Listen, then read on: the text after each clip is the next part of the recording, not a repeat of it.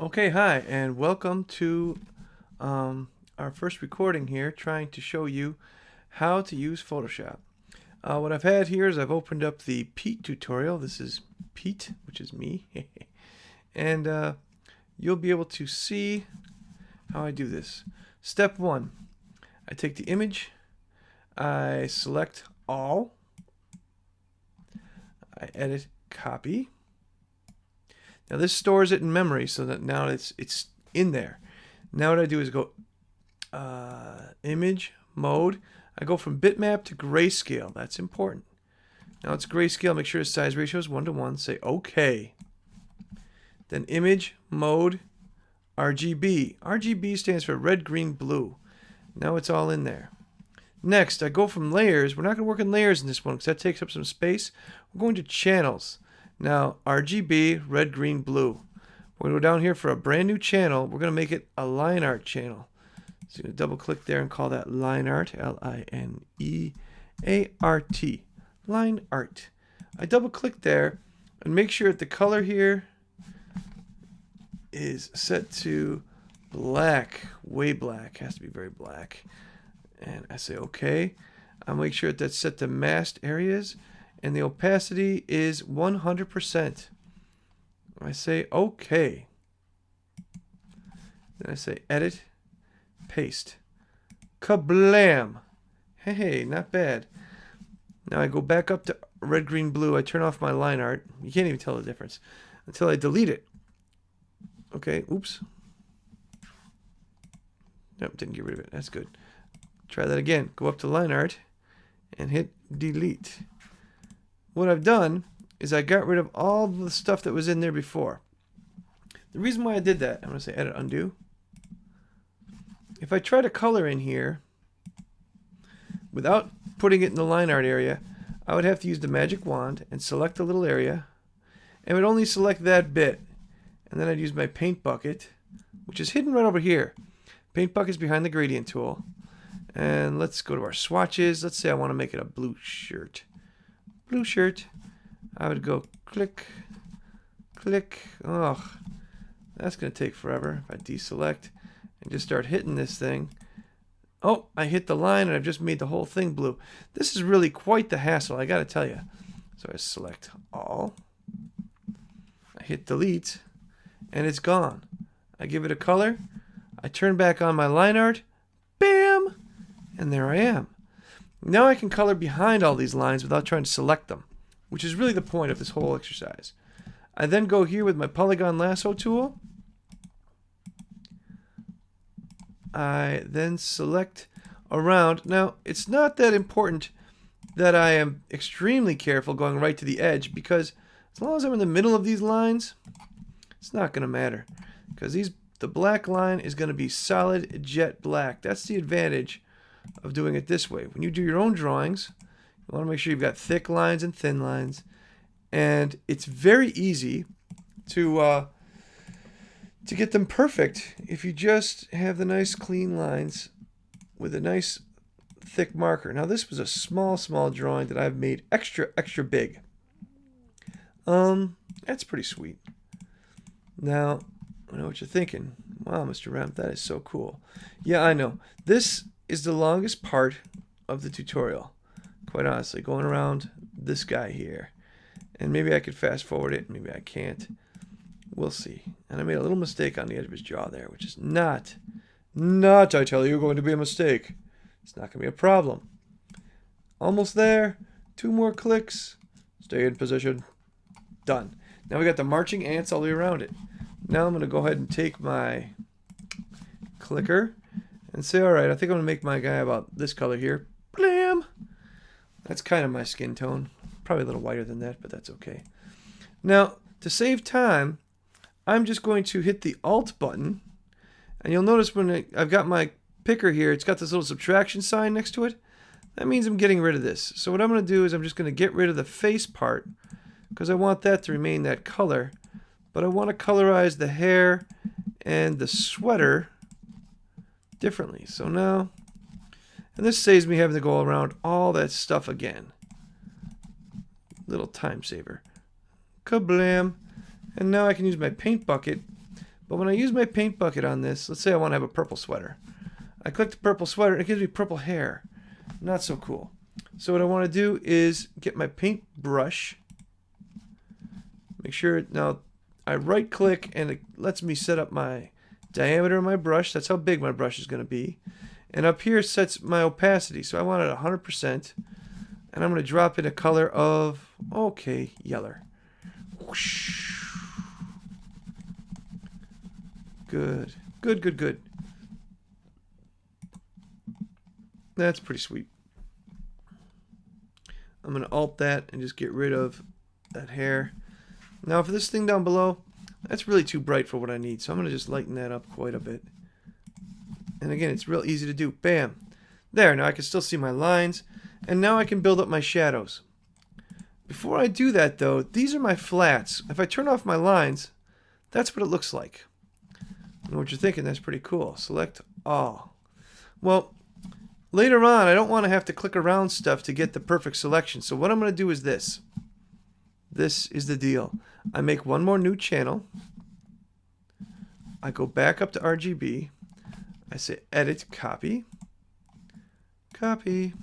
Go down to this alpha. Double click on it and call it flats. F-L-A-T-S. And again, you're going to throw this away later, but you just need it for an emergency. Edit. Paste. Blam. And you just see it's gone and put it into gray tones, which is totally cool. That means I can, excuse me while I deselect, I can use my magic wand right here and just select, boom, hair, chest, body, whatever I need to work on. So I'm going to go back up to RGB, turn off my flats, and there I am.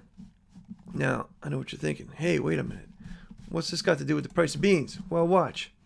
I set my brush to a fuzzy brush, or a nice gradient, like a spray gun, if you will. Alright, spray brush. Come on. It's starting to give me trouble here. Because the target channel is hidden. Thank you. Alright. Make sure you're in the right RGB. You got to make sure that they're selected. That's going to give you grief. Now, two ways to do it. I can select a color here, or I can double click on it, and it'll give me all these choices of colors. I think I'm going to go with that one. Say OK. Now, I don't want it to be, if I just spray it, it makes it really dark right out the gate. I don't like that. So I'm going to say Edit, Undo Brush Tool. I'm going to set the opacity lower. So each time I click, it makes it just a little bit darker. So now I'm just going to shade. And again, fade that in there so it just blends out smoothly. There we go. Blend it out. And then blend this out here. Nice. And again, I don't have to use the flats just yet. Again, that's mainly used for an emergency. I try to get all my painting done at once. So I've got a little red here. And again, just kind of shading. That's kind of cool. And I'm using my mouse to do this. I'm going to go with a little white on the other side. With the white, I can lighten up part of his face. I can give his jaw a little bit of a highlight. I think over his eyes needs some shading. So I'm going to go back to my red.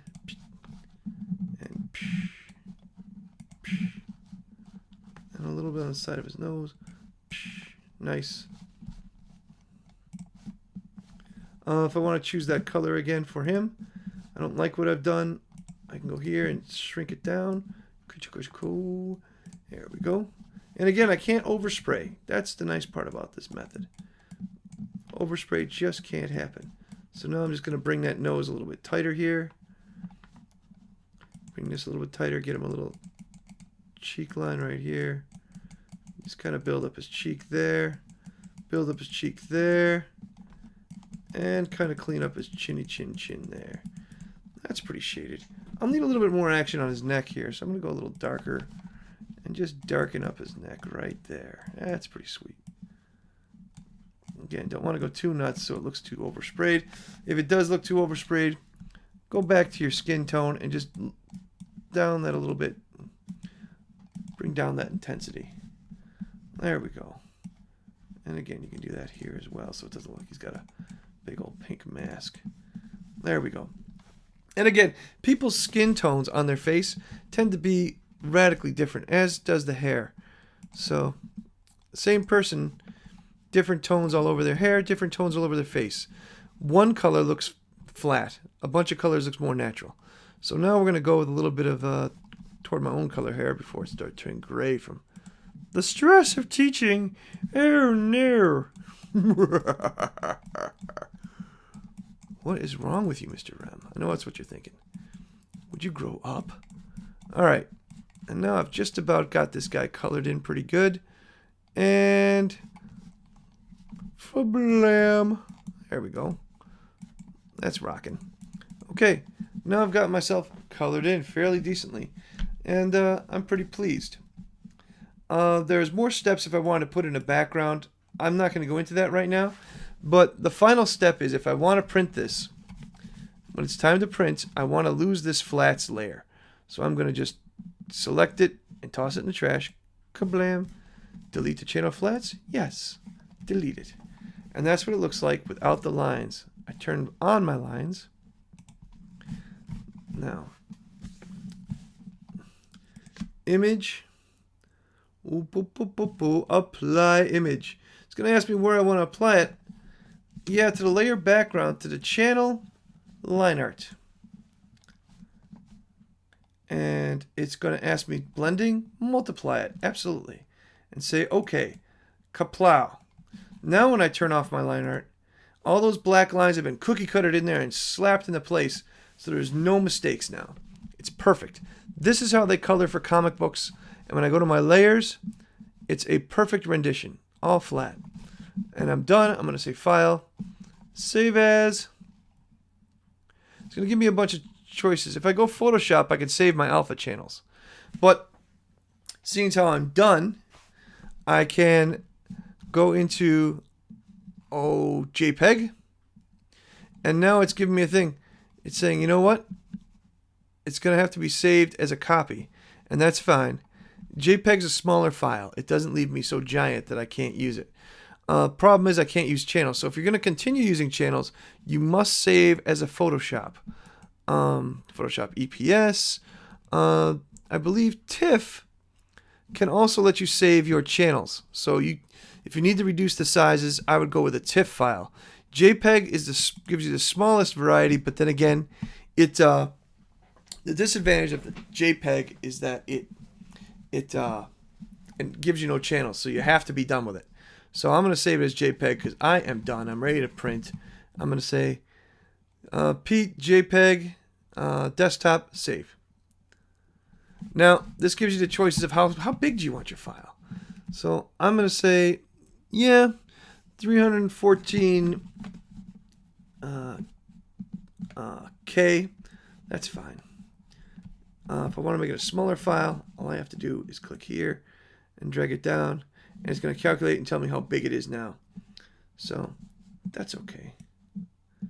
Just a few meg. That's perfect. I'm going to say okay. Thank you. And done. So thank you very much for your time. And this was how to colorize for your inking drawings.